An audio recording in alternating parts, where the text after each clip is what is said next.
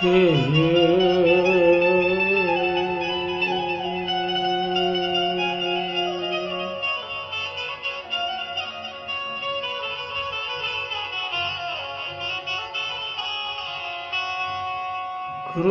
ब्रह्मा गुरु विष्णु गुरुदेव महेश्वरा गुरु साक्षात् परम ब्रह्म तस्मै श्री गुरुवे नमः।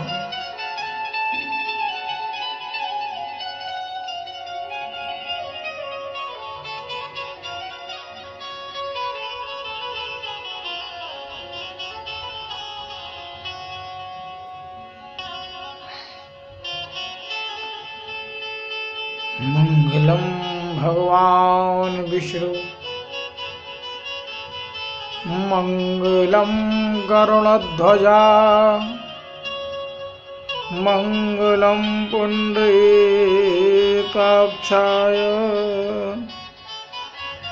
मंगलाय तनोहरि।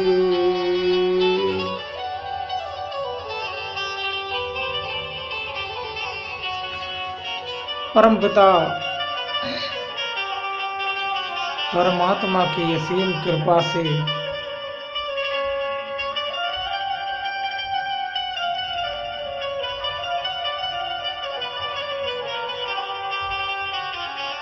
श्री बाल कृष्ण लाल की वांग्मय प्रतिमूर्ति श्रीमद् भागवत महापुराण जो आप श्रवण करते हैं, मनुष्य के जन्म जन्मांतरों के पुण्य का जब उदय होता है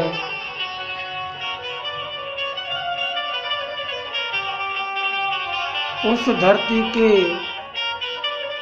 पुण्य उदय होते हैं, तब वहाँ श्रीमद् भागवत महापुराण का अनुष्ठान होता है और व्यक्तियों को कथा श्रवण करने का अवसर प्रदान होता है।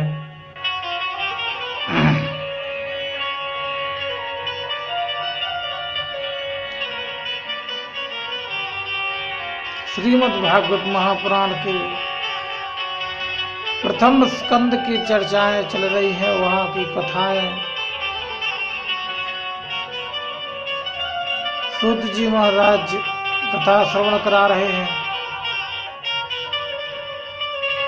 प्रथम स्कंद के 10वें अध्याय में प्रवेश करते हैं, जहां भीष्म ने प्रभु परमात्मा श्री कृष्ण को निहारते निहारते अपने प्राण त्याग दिए कुरुक्षेत्र में।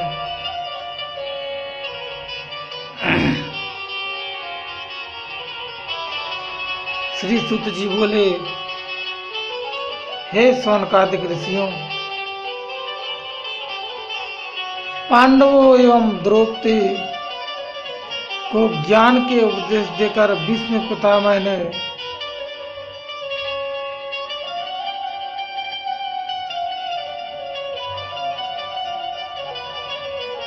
चतुर्भुज रूप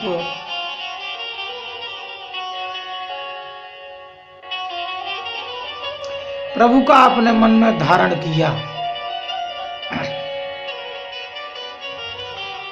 और प्रभु की तरफ दृष्टि डालते हुए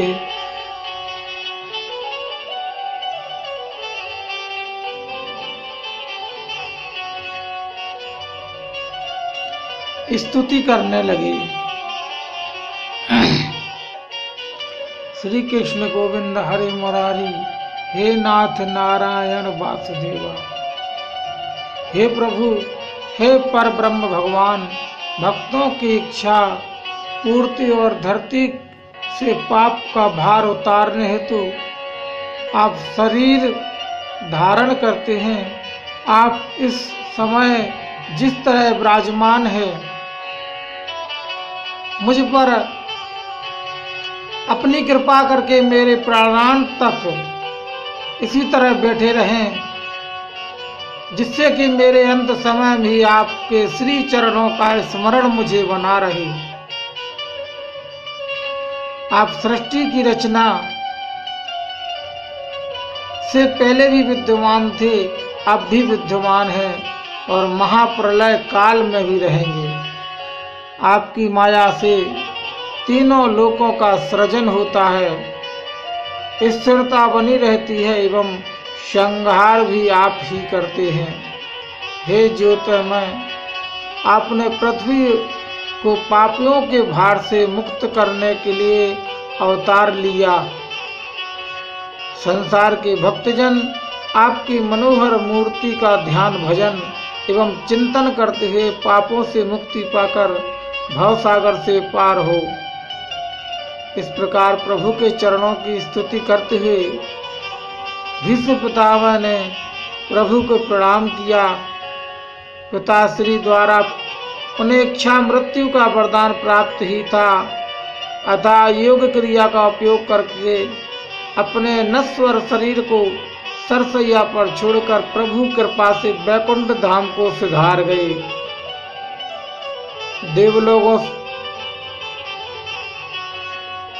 देवलोक से पुष्प की वर्षा होने लगी। समस्त देवी देवता पितामह पर पुष्पों की वर्षा करने लगे, सभी जय जयकार करने लगे। आज एक महातपस्वी ब्रह्मचारी संत स्वरूप पितामह इस धराधाम को छोड़कर वैकुंठ धाम को चले गए। ऐसा पृथ्वी पर दूसरा वीर ना होगा ना हुआ है।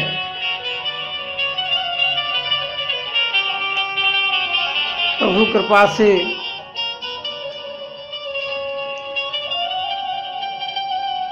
जिसको भगवान स्वयं दर्शन देते हैं,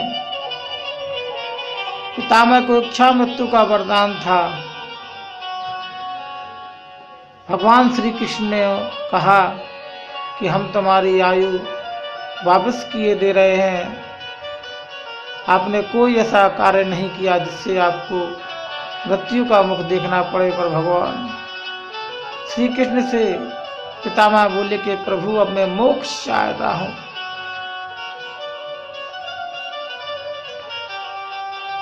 श्री कृष्ण गोविंद हरे मुरारी निहारते निहारते भीष्म का प्राणांत हो गया और गोलोक धाम को गमन कर गए। प्रथम स्कंद के 11वें अध्याय में प्रवेश करते हैं। इसमें धर्मराज का राज्याभिषेक, पितामह की अंत्येष्टि, अश्वत्थामा द्वारा उत्तरा का गर्भ नष्ट करना एवं श्री कृष्ण द्वारा रक्षा की कथा आप श्रवण करेंगे। बड़े ही भाव से चाव से अपने मन को एकाग्र चित्र करते हुए कथा श्रवण कीजिए, क्योंकि इस कलिकाल में कोई चीज यदि ऐसे ही मिल जाए सहजता से तो व्यक्ति को अच्छा नहीं लगता। इसलिए अब तो सहजता बढ़ानी ही पड़ेगी।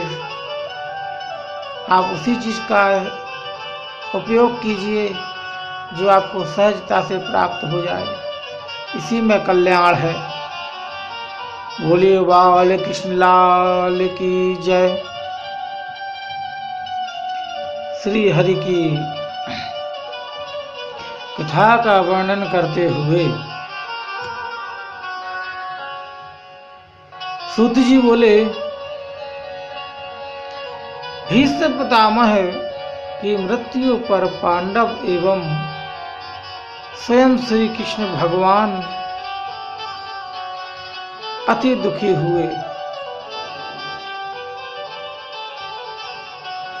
फिर भी श्री कृष्ण जी ने धर्मराज को समझाया, हे युधिष्ठिर, जैसी मृत्यु पितामह भीष्म को प्राप्त हुई है, ऐसी मृत्यु इस मृत्यु लोक में जीवन यापन कर रहे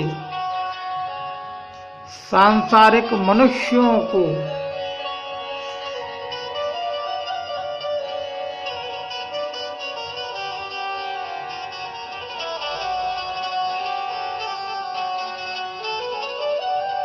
नहीं प्राप्त होती।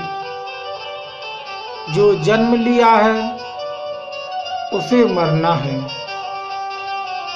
संसार का सबसे बड़ा सत्य यही है। इसलिए पितामह की मृत्यु पर शोक नहीं करना चाहिए। शोक उस व्यक्ति की मृत्यु पर करना चाहिए जो माया मोह के बंधन में फंसकर हरि भजन के बिना व्यर्थ में अपना जीवन गंवा देते हैं। भीष्म पितामह तो पूर्ण रूप से धर्मात्मा थे। प्रभु श्री कृष्ण चंद्र की बातें सुनकर धर्मात्मा धर्मराज को अत्यंत संतोष प्राप्त हुआ। इसके पश्चात श्री वासुदेव की आज्ञा पाकर पितामह भीष्म की अंत्येष्टि किया। क्रिया संपन्न करते हुए और ऋषि मुनियों सहित वापस हस्तिनापुर लौट आए। पृथ्वी से पाप का भार उतारकर मुरली मनोहर घनश्याम जी युधिष्ठिर से बोले, हे धर्म के पालक धर्मराज, तुम धर्म का आचरण करते हुए प्रजा का पालन करो एवं राज्य सुख भोगो। अपने मन में विद्यमान शोक की भावना त्याग दो। इस प्रकार प्रभु ने युधिष्ठिर द्वारा अश्वमेध यज्ञ कराया और स्वयं द्वारकापुरी वापस जाने के लिए अनुमति मांगने लगे। उसी समय पूर्व अपमान से क्रोधित अश्वत्थामा ने पांडवों को मारने के लिए 5 मुख वाले ब्रह्मास्त्र का प्रयोग करने के लिए आया और ब्रह्मास्त्र का प्रयोग करने लगा। क्योंकि व्यक्ति अपना अपमान ऐसे नहीं भूल जाता। ब्रह्मास्त्र का प्रयोग भी कर दिया। ब्रह्मास्त्र का छोटा सा अंश अभिमन्यु प्रिया यानी अभिमन्यु की जो पत्नी है उत्तरा, उनके पेट में प्रवेश कर गया, जिससे उसे अति पीड़ा होने लगी। पीड़ा न सहन करने के कारण वह भागी हुई कुंती के पास आई और पूरा हाल कह सुनाया। उत्तरा की बात सुनकर कुंती बहुत घबराई और उत्तरा को साथ लेकर चक्रधारी श्री कृष्ण जी के पास पहुंचकर उत्तरा की उदर में हलचल मचाने वाली अग्नि पीड़ा का बयान किया। श्री कृष्ण को समझने देर न लगी। उन्होंने तुरंत अपने सुदर्शन चक्र को आदेश दिया, हे सुदर्शन, जाओ और जाकर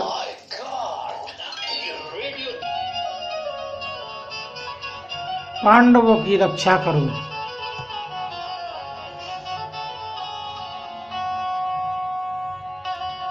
और स्वयं अति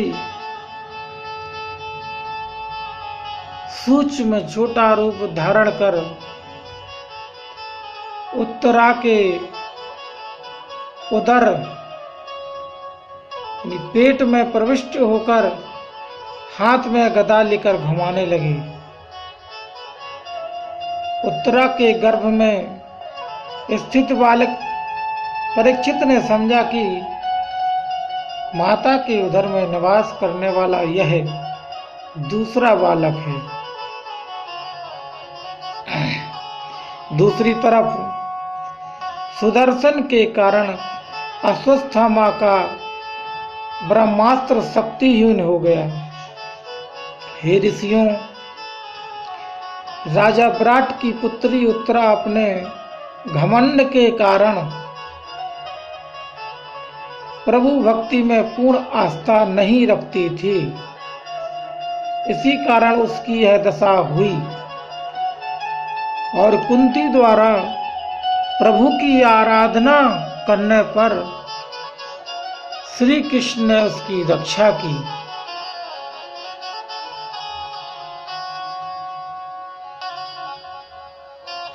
जब प्रभु द्वारकाधीश के लिए चलने लगे तो कुंती एवं उसके 5 पुत्रों अति विह्वल होकर कहने लगे, हे दया सागर, कृपा निधान, आप चले जाएंगे तो हमारी रक्षा कौन करेगा? आपके चरणों के दर्शन से जो सुख हमें प्राप्त होता था वह सुख राज्य भोग में नहीं है। आपके बिना हम कैसे जीवित रहेंगे? कुंती बोली, हे नंदन,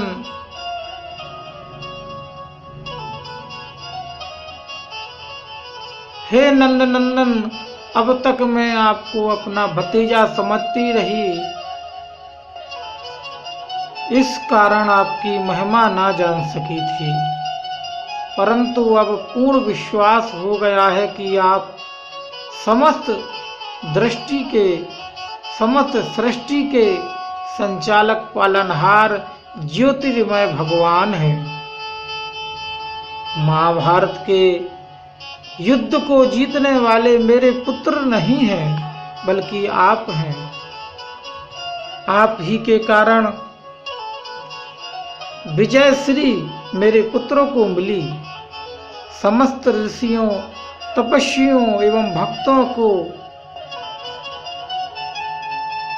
लाज रखने के लिए और पृथ्वी से पापियों का नाश करके पृथ्वी को भार उतारने के लिए आपने मानव रूप धारण किया है। मानव रूप में अवतार लेकर था आपको वसुदेव के यहाँ जन्म लेने की क्या आवश्यकता थी? मेरे 5 पुत्रों पर जब कभी विपत्ति की घड़ी आई, आपने रक्षा की।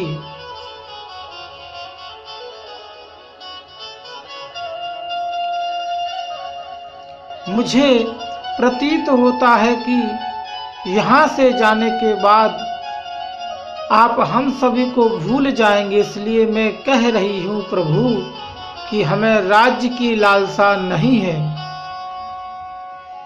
जहाँ आप ना हो वहाँ का सुख वैभव मिट्टी के कण के समान है। धन मिलने से तो अहंकार बढ़ता है और अहंकारी मनुष्य आपका भजन पूजन नहीं करता। हे भक्तवत्सल, आपकी आज्ञा से सूर्य चंद्र रात दिन प्रकाश करते हैं। आपकी इच्छा से ओखल में बंधकर ऋषि के श्राप से वृक्ष बन गए यमलार्जुन का उद्धार किया।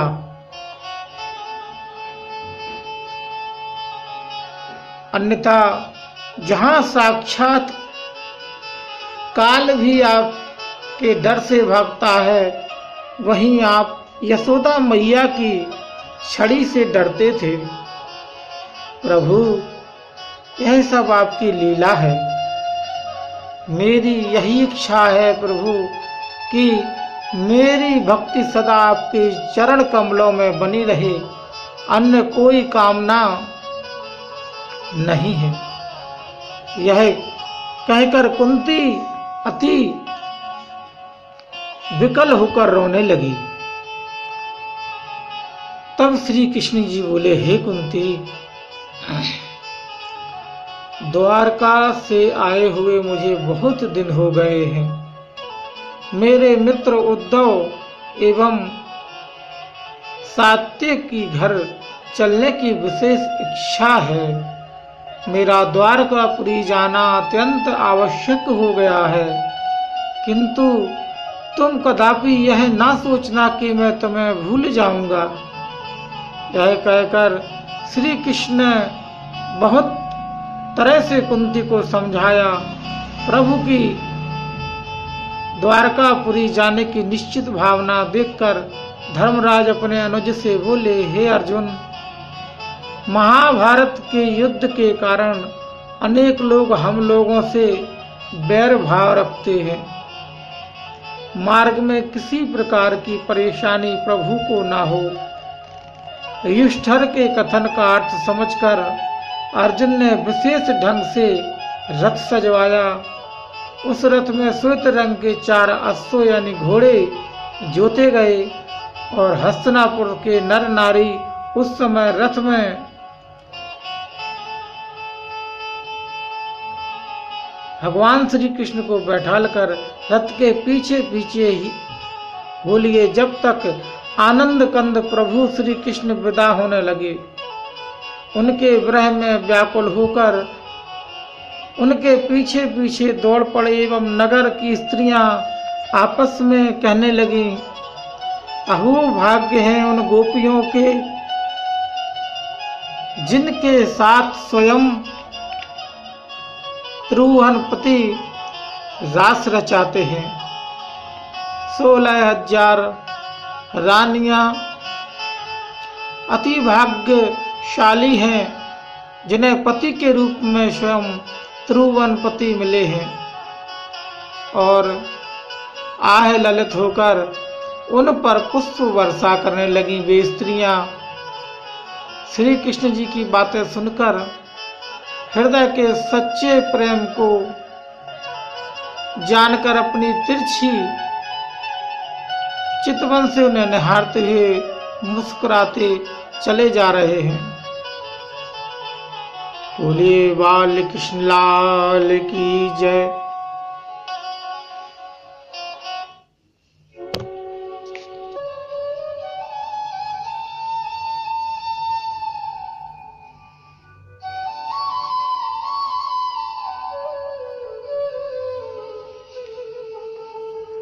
ऐसी लीला प्रभु की अद्भुत, जिसका बयान स्वयं सुखदेव जी महाराज सौनकादिक ऋषि और भगवान शंकर पार्वती को सुना रहे हैं। प्रथम स्कंद के 12वें अध्याय में प्रवेश करते हैं। श्री कृष्ण जी का द्वारका में स्वागत। कथा श्रवण करते रहिए। राम नाम की लूट है, लूट सके सो लूट, अंत काल पछताएगा, प्राण जाएंगे छूट। इस जीवन का कोई भरोसा नहीं। जीवन है पानी की बूंद, एक दिन घुल जाएगी। होनी अनहोनी ये कब हो जाएगी। बोले बाल कृष्ण लाल की जय। श्रीमद् भागवत महापुराण की जय।